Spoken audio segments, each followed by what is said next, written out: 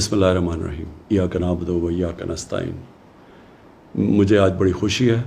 कि जिस तरह मेरी कौम, मेरे पाकिस्तानी जिस तरह आज फ़लस्तीनियों की हिमायत के लिए निकले और जिस तरह उन्होंने उनके ऊपर जो जुल्म हो रहे हैं उसकी आज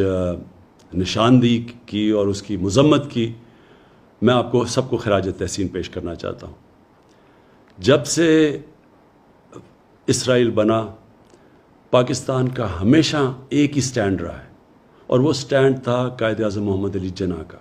हमारे अजीम लीडर का, कि फ़लस्तीनियों से बहुत बड़ी नाइंसाफ़ी हुई है और हर फोरम के ऊपर पाकिस्तान ने फ़लस्तीनियों के साथ खड़े रहे हैं।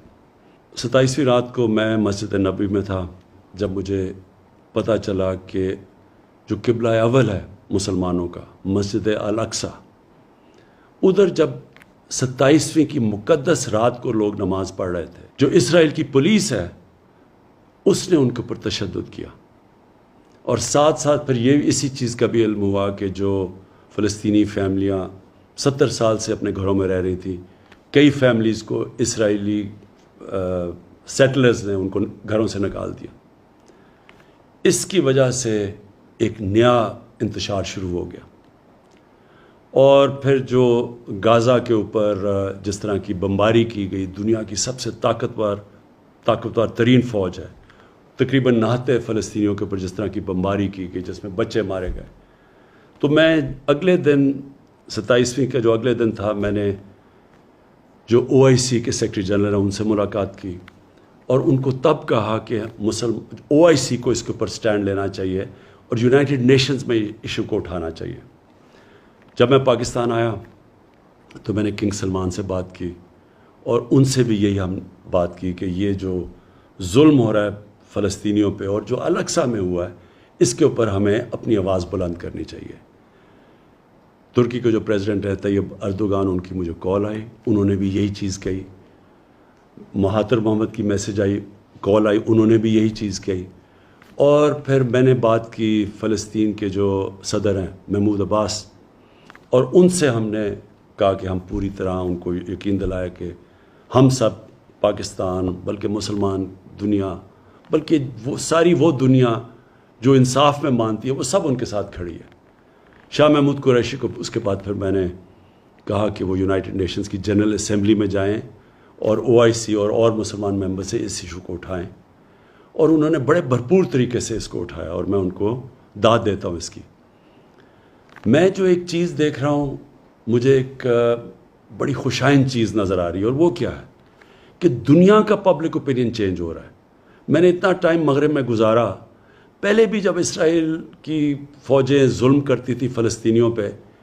तो मैं कभी मगरिब के अंदर उनके अखबारों में, उनके मीडिया, उनके पॉलिटिशियंस को मैंने कभी नहीं देखा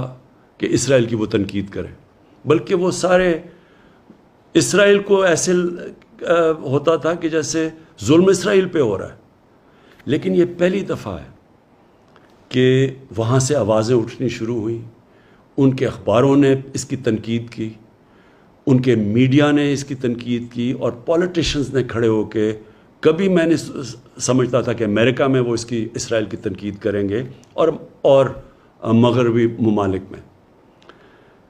इसकी ये जो पब्लिक ओपिनियन तब्दील हुआ है, इसकी एक बहुत बड़ी एक और वजह है सोशल मीडिया। मेन मीडिया अगर कोई रिपोर्ट को रोकता भी है,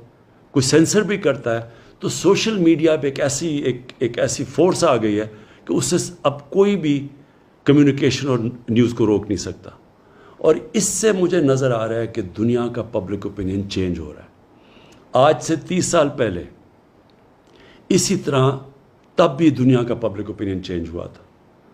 साउथ अफ्रीका, उधर एक ऐसी रजीम थी, एक ऐसी गवर्नमेंट थी और बड़ी देर से, कई सालों से थी, जो नस्ल परस्त थी, जो एशियंस और अफ्रीकन्स को बराबर के शहरी नहीं समझती थी और इनके साथ बड़ी बड़ी दुनिया की ताकतें खड़ी हुई थी इस नस्ल परस्त रजीम के साथ। लेकिन जब दुनिया में पब्लिक ओपिनियन चेंज हुआ तो यही जो ताकतवर कुव्वतें थी, जो मुल्क थे, इन्होंने ज़ोर लगा के साउथ अफ्रीका के अंदर उनको रजीम के ऊपर, जो साउथ अफ्रीकन गवर्नमेंट के ऊपर انہوں نے ان کو مجبور کیا کہ وہ برابری کے حقوق دیں افریقنس کو اور ایشینز کو. اسی طرح کا میں ایک شروعات دیکھ رہا ہوں کہ انشاءاللہ دنیا کا جو پبلک اوپینین چینج ہو رہا ہے، میں یہی دیکھ رہا ہوں کہ اب ایک دنیا کا پبلک اوپینین اب زور لگائے گا. بڑے بڑے یہ جو ملک ہیں جو اب تک سپورٹ کرتے رہے ہیں اسرائیل کو، یہ پورا پریشر ڈالیں گے کہ فلسطینیوں کو بھی ان کے حقوق دیے جائیں. اور انشاءاللہ ایک دن آئے گا جب کہ فلسطین کے لوگوں کو اپنا ملک ملے گا، ایک منصفانہ سیٹلمنٹ ملے گی، وہ بھی برابر کے شہری رہ سکیں گے جو کہ فلسطینی اسرائیل میں رہتے ہیں، ایک برابر کے شہری بن کے رہ سکیں گے. اور ہم دعا کرتے ہیں کہ وہ دن جلدی آئے. پاکستان پائندہ باد.